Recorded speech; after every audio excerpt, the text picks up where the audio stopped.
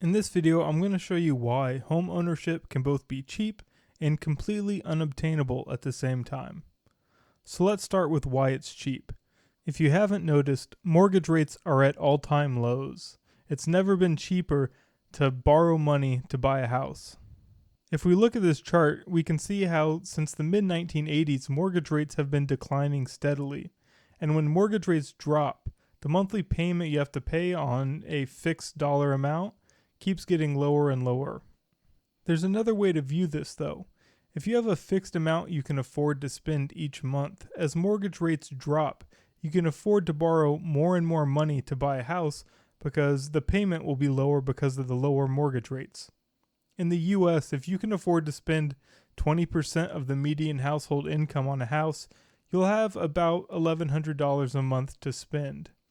And if you have a 10% mortgage rate, you can afford to buy a house that's about $155,000.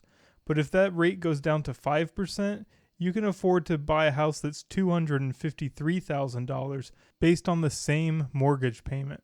But this is where the unobtainable part comes in. Most lenders require a 20% down payment. In this chart, at a 15% mortgage rate, your down payment would only be a bit over $20,000. And based on a median income of $65,000, that's only about 4 months of income. But if you look at the other edge of the chart, at 0%, your down payment would have to be almost $100,000. That's about 18 months of income before closing costs. That's a massive difference. And we can see how this is played out on this graph. It shows the ratio of median income to the down payment on an affordable house. And I define an affordable house as 20% of the median income being spent on a house payment. And we can see how this has increased in the last 30 years. In 1990, you needed to save up about half a year's income for a down payment. In 2020, you needed over 10 months. And now in August 2020, this is over 12 months because mortgage rates have dropped again. This alone would be a big hurdle. Right now, you need twice the savings relative to your income that you needed in 1990. But this isn't the only trend impacting people. The biggest factor impacting people might be student debt.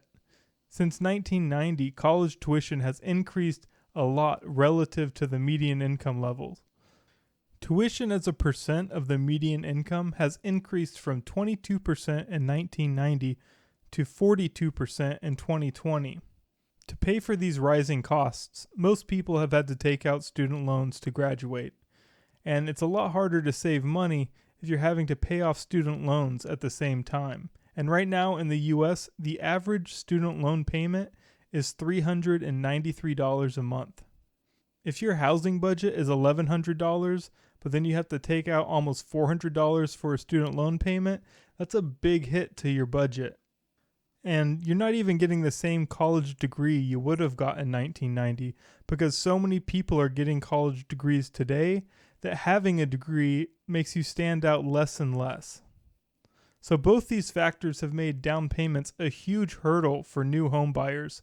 Existing homeowners have been fine because they've been able to ride the increase in home values as mortgage rates have declined.